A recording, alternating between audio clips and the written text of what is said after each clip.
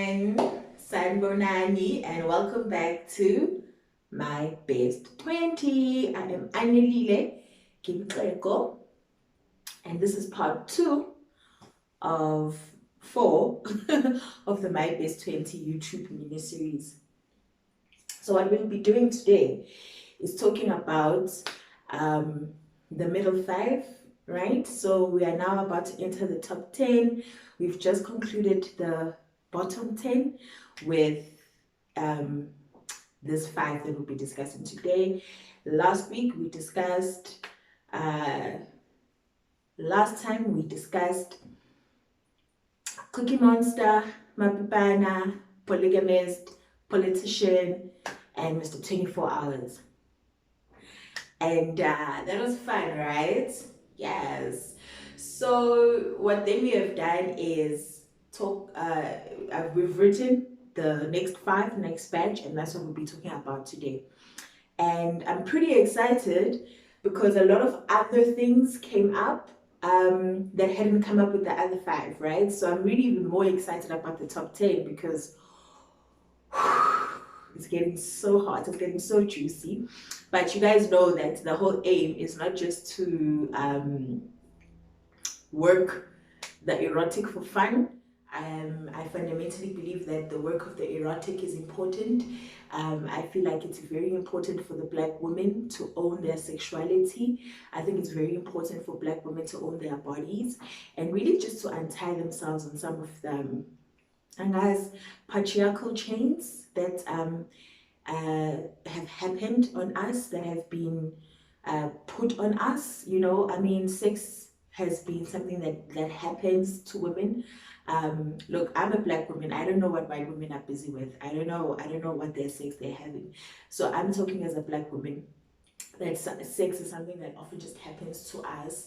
And this, as part of the pleasure revolution, as part of the work of the erotic, is really just working very hard at ensuring that women are owning their sexualities, women are experimenting with their bodies, women are open, women are claiming their orgasms, women are in charge of their pleasure, right? So in the top 10, we'll be talking about other things, right? But for now, let's concentrate on these 5. We have Mr. Forex Trader. Oh, Mr. Forex is just typically that Joburg guy, you know, that is just shady, right? What I like about this is how the post begins with, you know, Honey and her friends at the club. Guys, Joburg club life is so much fun, right? It has no age.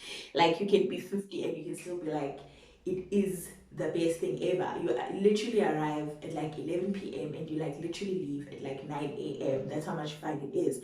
And you're not leaving because there's no more fun to be had. You're leaving because, hey mo, it's 9. We are Puma, the sun is shining. Hey guys, in your little freakum dress. So we see the club scene and a little bit of the club dynamics. I mean, that whole thing with you arrive as a group of girls and then the guy starts coming in, and even though you guys as the girls had agreed, you know, that you're not going to, you know, like, it's a girls' night, it's not about the boys. There's always that one friend all of a sudden, inviting guys over to your table. It's always so, it's always like, oh, but we can afford our own drinks, why are we doing this? You know, let's just have a good time. I think they were celebrating a friend's promotion. So that's how Umogai met Uhani. And you know that flash of the black card, you know, the flash of the black card, and then when we buy shots, but also the wretched fun of it, you know, like you meet a total stranger, you guys start drinking all night together, you guys just click your dance, and that's where sometimes it should end, but sometimes it isn't. So when they reconnect, you know, they go on a few dates and things. And let me tell you about Mr. Forex. Mr. Forex is the type of guy that will always find himself in a bind, right? You know, they fake a lot of things. Like, this whole thing about, okay, we're going to invest into something. I believe in investment, Bizukota, Robert Kiyosaki, and all of those things. But where's the money? Like, why are you Ubering everywhere? Why don't you have a car? It's very suspicious. Like, why don't you have a car? Is it really because you don't want a car, or is it just because you can't qualify for one? Maybe there's something sketchy there by your records, and you can't have a long-term relationship with someone who's not open about their finances, right? No, definitely not. Or their spending culture, at least. So in this particular post, we zone in on a forex trader finding himself in this bind, and now Honey has to bail him out. And then, of course, because it's 2 days before payday, there's just little things. Be wary of those little things, because you can find yourself committed to certain things, fraud. A lot of people in the comments were like, no, this guy is shady, like he's really, really shady. But the sexual experience is nice, because there they are in the boardroom, like overlooking the city. Like, if you know me, you know how much I love the city. Like, I'm really obsessed with the city of Joburg. If it was safer, I feel like I would just want to walk those streets every day, just collect data, just absorb, just listen to the walls and hear what the buildings have to say. I'm interested in finding out, like, the fathers, the grandfathers, that were working here at some point in time, and the factories and the corners with the mohodu and nyama yenhloko and ipapa and moho. I feel like the city of Joburg is that for me. I feel like the city of Joburg is special to me, because I really, really enjoy the intricacies and the special messages that it has, right? But anyway, before I digress. So they make love, just it's also nice to be picked up, just don't fool it, pin me against that window, like, where's city of Joburg?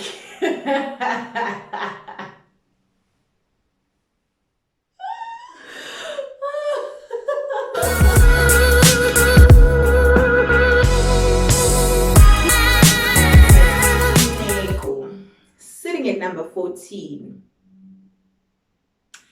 Incengo and Honey, right, are that typical prolonged crush. They've had a crush on each other for so long, probably from when they were teenagers, and then they're now in the youth, and now they're in the young adults and things, and they've just never been able to complete the task, the physical task. And there's always this thing of, we date people, we meet people, but you always want to end up with someone who shares the same views and beliefs with you, especially in terms of religion, culture, Christianity, spirituality. And Ingo is that potential guy for us in this post, because Honey goes on about how organic their relationship is, and how Honey makes sure that Inge's mother always has yay, always has a man. The dynamics at play in South African church, in black churches in particular. There's so much stuff that happens. There's so much juice, and I think someone out there needs to speak more about it. I've started, but that you guys continue. In the choir groups or whatever. It's weird, but there's a lot of dynamics, and a lot of people came through in the comments talking about how all men of God in their respective churches, Tolubutu has slept with the whole worship team, Ugenaji, go mos.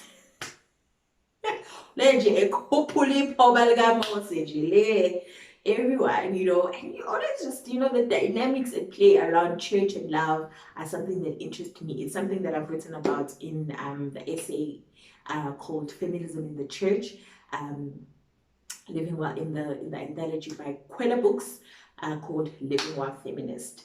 So get that and read my essay, y'all. but it's the gender dynamics are interesting because honey now, because they're in the church set up, you know, you know, here's your plate. You know, there's these performances of like gender roles, and there's these performances of love, you know, also, you know, like an act of love is wondering if my person has eaten. You know, sometimes it's just that simple as I care about your stomach, like here's a plate of food, eat, you know. And we also look at that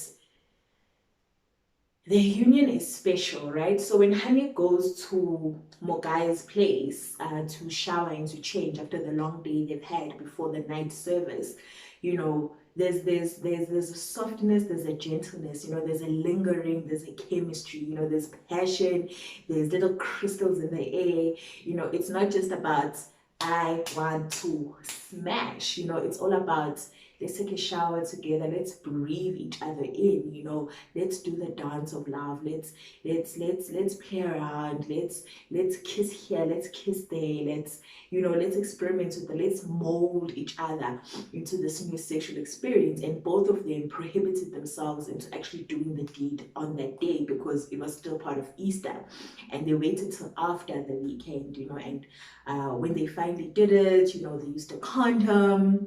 I mean, there's been talks about how Uhani doesn't use protection, and you know, the truth is, South African couples, black couples, often don't use protection. Um, it's a very problematic thing. It's a very backward thinking thing about the lack of use of condoms, and I think that's something we can unpack on in the comments, because I genuinely know, you know, that people are doing a school out there. Very few people are committed to condoms. I find that what happens is that most people would use condoms in the first couple of times, and then after a while it just falls off, and then once it falls off, then it's, you know, it's gone forever. And people are more worried about pregnancy than catching something, right? I need to check the data on like sexually transmitted infections among South African men and women, black South African men and women, actually. That'd be interesting to find out, because wow, is school shy.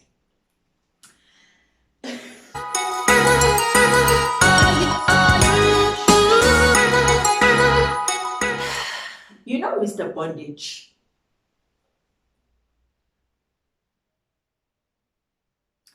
Mr. Bondage is important for two things.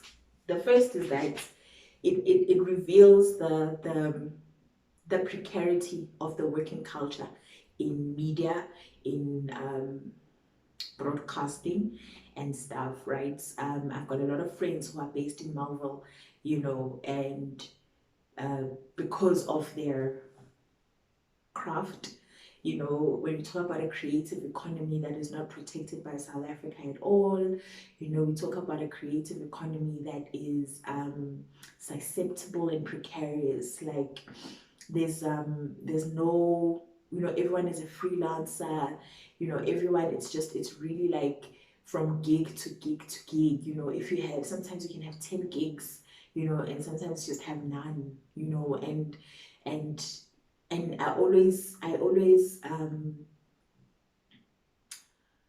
feel like there's more to be done there around protecting our people, you know, because now you can't even buy a car because you don't have a steady job, because you're freelancing, you know, unless you buy cash, you know. So you must save up all your money and buy it cash. Um, you live in a little artsy apartment with people, you know, who are also in the industry. It's really, really, and you can be seasoned in the industry but still be caught up, you know, in the creative economy, and caught up in the lack of security of it, right? So Mr. Bondage is that character, you know, who is um like he's like, no, I'm gonna take 2 taxis to here, meet me there, you know, all of those things. So it's really interesting, and I think something that we definitely need to delve more into, um, and I want to spend some time, and then the second thing, and I want to spend some time on BDSM, bondage, submission, dominance, sodomy, all of those big words. Mr. Bondage, okay, the principles of BDSM are more than I'm the dominant and you are the submissive, right?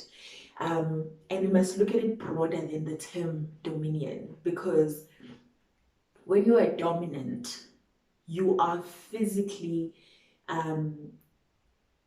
responsible for another human being, right? That human being is now dependent. That human being is now vulnerable. You know, your pleasure is derived in making sure that they reach their pleasure.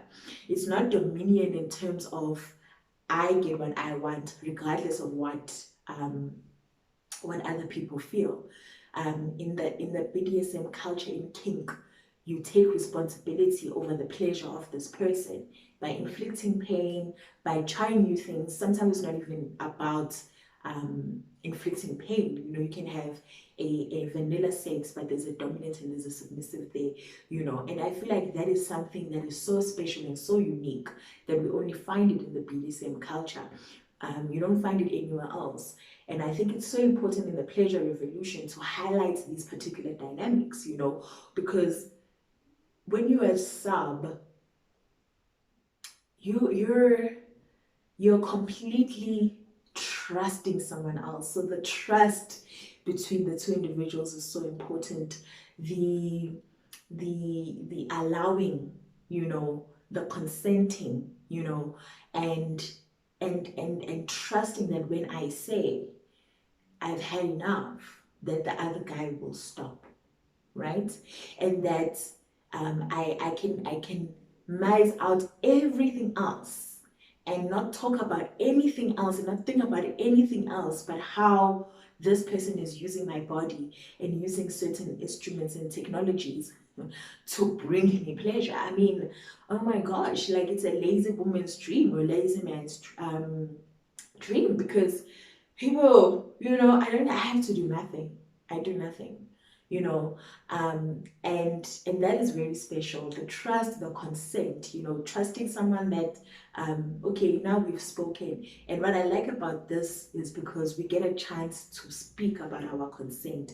We get a chance to speak about how far you can go with me, you know. And I feel like normal vanilla relationships hardly have that conversation of look, I'm cool with two fingers, or I'm cool with one finger, or I'm cool with oral, but I'm not cool with anal. You know, all of those things. Sometimes normal relationships will just go with the flow, and then the sex is bad or whatever, and then.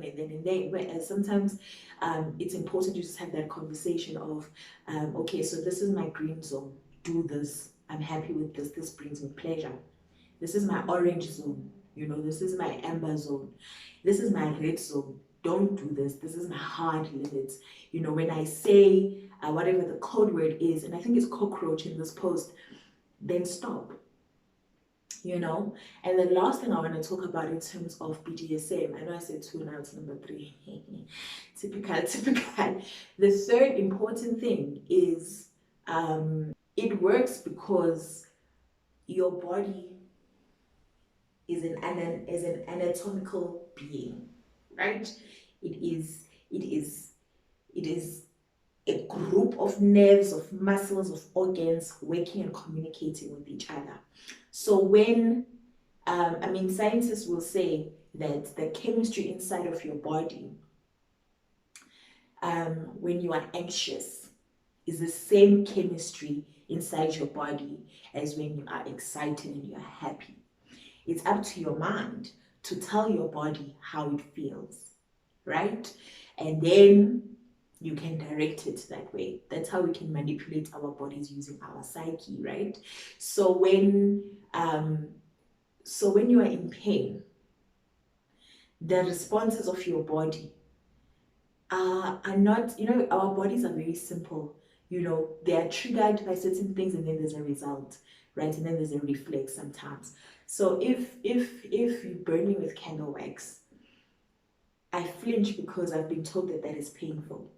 But now working in your mind and thinking about how, um, not thinking about the pain of the wax, um, but thinking about the heat, permeating through your body, lighting up as it goes, um, feeling where the heat or the wax travels in your body over your curves, um, feeling it harden as it gets colder, it's almost like getting yourself into like this pleasure trance. Yay, guys, getting yourself into like a state of, like when you're in paralysis and you have no control, right? Getting to yourself to that state of no inhibitions, no pre-thoughts, and it's you and the candle wax, or it's you and the flogging and the whip or whatever, right? No one starts BDSM with the whip and being suspended. All of us, we start with candle wax,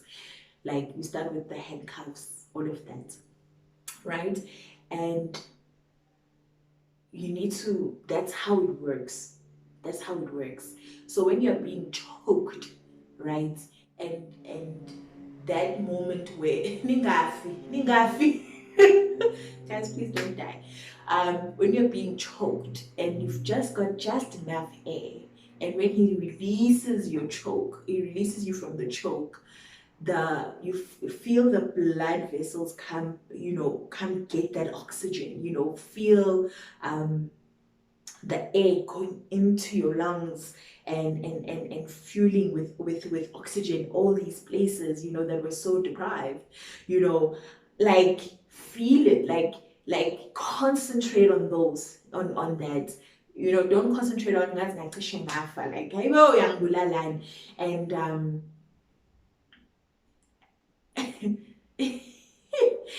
yo, we need a kink section actually, just on another YouTube clip, because it's very complicated, and I don't think 50 Shades of Grey did it justice.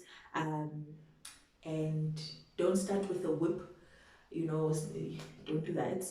Just start with handcuffs, or start with hands with rope, or with head tie instead of handcuffs, just use a scarf. That is really nice. And another thing, so number 4, gender roles in BDSM. You find that there are big men, heads of corporates, people have to make big decisions all day, and they have to bully people, and they have to make executive decisions, and they are Mr. I'm a dominant, and whatever. And when it comes to the bedroom, they actually don't want to do that. They just want to be submissive. We need to talk about the positive masculinity that can happen in BDSM when someone uses their strength to protect and to bring you pleasure instead of their strength to harm and kill you, and allowing men to be submissive, and allowing men who want to be explored, that want to be pleasured, and in all honesty, men are better submissives, to be honest, because we have learned a lot about their bodies. We actually know exactly how to get them to where they need to be. So like if you're going to be blindfolded by someone, if you're going to be handcuffed with someone, please have an important conversation first. Please understand the dynamics of consent and of the robot system, the green, amber, and red. You consent. Also, maybe sign something, because now people are in the hospital. People are saying attempted murder. Y'all be careful, okay?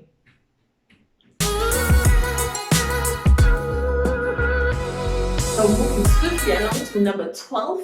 Umakhelwane make.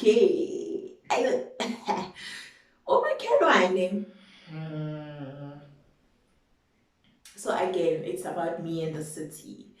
And it is always the thrill about having sex where you're not supposed to, with someone you're probably not supposed to have sex with. We see a lot of that. We see because they have sex in the back, in the park, in the back of the stage, you know, and we talk about umakhelwane always rescuing, you know, like rescuing Uhani, you know, and I always want that chat about, you know, transactions in relationships. You know, there's a subtle transactional and a subtle negotiation between people when they communicate, you know, about sex, but not communicate about sex. So when Honey knows that she's gonna arrive in North in North Dadlala nje after 6, bazokhumbula bafuna wena, bafuna ngisho ama-organs akho, bangahlalisa phansi baqaqe ibivi manje bayigunde bayidayise khona la futhi manje for this nje, you know. So it's always a dangerous place for women in broad daylight. But I tackle the the danger of not after 6. You know, if you are there at 7:30, really, you know, our pants must really have your back, you know, as a woman anyway, and that's my, you know, black woman experience of not EMTN. So when she asks him, you know, to accompany her, angakwenza lokho, you know, he can take her to her place and then walk back. And he's a man, you know. He can walk the streets at night, but no, he knows that he wants to come in and be paid for his service in food and in sex. And that was a situationship here Makhelwane and Honey for like a long time. That constant negotiation, that constant back and forth and transaction, basically. Like, please come with me to this party. I don't want to be alone. Okay, cool, fine. But now I'm with you, so then I must have sex with you. You know, whatever. You know, and you're just like, it's just it's really a mess, and that's something we really need to talk about. All of these things that we negotiate in our relationships for the sake of safety. And I mean, a black woman's body is hardly safe, hardly.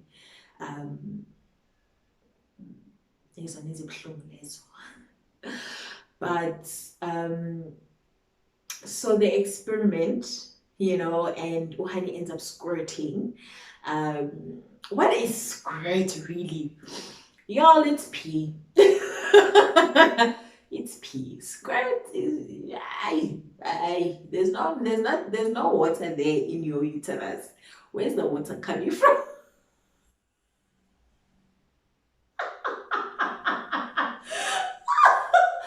Why y'all peeing? Indaba. Hey, idamu.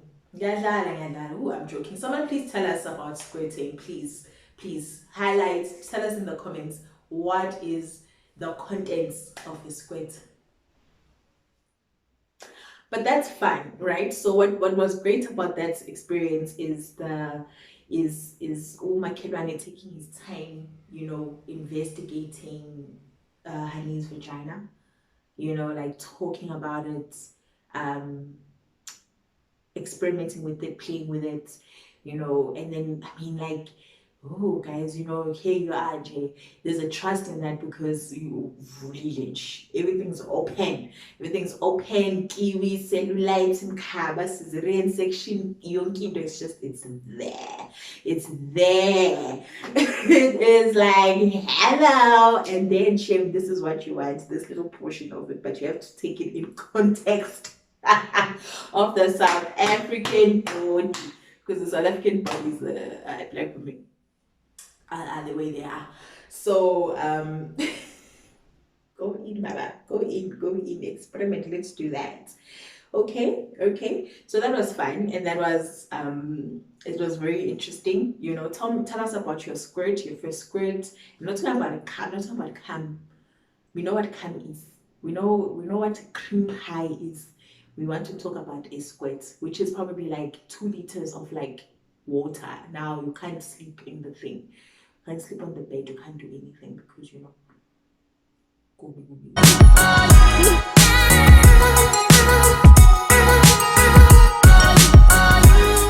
Lastly, we have umuntu wami ube madoda Bamnandi abantu babantu. Abantu babantu. So like yeah. Umuntu wami is really a nice way to wrap up the bottom 20. And I say bottom 20 because it's sort of been more of like the love stories and like the emotional ones and like this, and stuff and heterosexual sex and things. In the top 10, we're definitely delving into other sexes, sex tapes.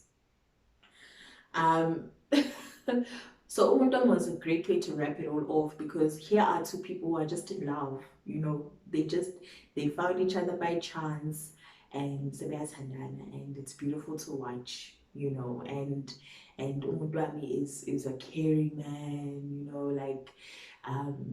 able, like, hey, I think Honey came 3 times, like, when you're so exhausted from orgasms, like, I'm tired. Tap out, tap out. Only I just here, like, I want to make sure I deliver you to a small haven, and I think that's great. I mean, that's such a win. That is such a win. And what's important also about Umutwami is that whole phone sex dynamic, right, that we introduced there in the beginning. Because phone sex is complicated as fuck, because sending nudes is complicated as fuck. Like, all of these things really need and deserve, like, trust. You have to trust someone with your nudes, trust someone with your videos if you take videos, or sex videos. You need to that you guys are not bound by anything else but trust, right? And the phone sex comes, naturally in a long distance relationship because, I miss you. What you doing, what you wearing, hey, no, let me see. Let me see, and I know a lot of people were talking about nudes. I was asking guys, can men please take better nudes at home? Hi man, please sleep at home. Like, ribatla nude kaufela. We want quality nudes. Please do better. Stop angles. Stop this thing of just, you lower your pant and you just take, hi guys, no. And there's that white vest with the holes. Oh, good gife. Hi, boy, can you go on the mirror? Just put a leg up on the stool, just, please, I want all angles. I want to see it. It's, man, please do better there by the nudes. And I think we need to have a conversation about how to take nudes and and how to protect yourself also, in case someone wants to share them. Yeah, so let's talk about that, about nudes, in the comments. Please do let me know, and then maybe one day we'll do a separate session about a nude tutorial. And we have a lot of body insecurities. Most people have insecurities with their bodies, men and women, old and young. So we must make the things, we must do the things. We must do the things. And having said that, I want to thank you again for your time. I want to say thank you for the subscriptions and thank you for the shares. You guys are so amazing. Like, oh, thank you for the shares. Thank you for the comments. And just generally, just thank you for following.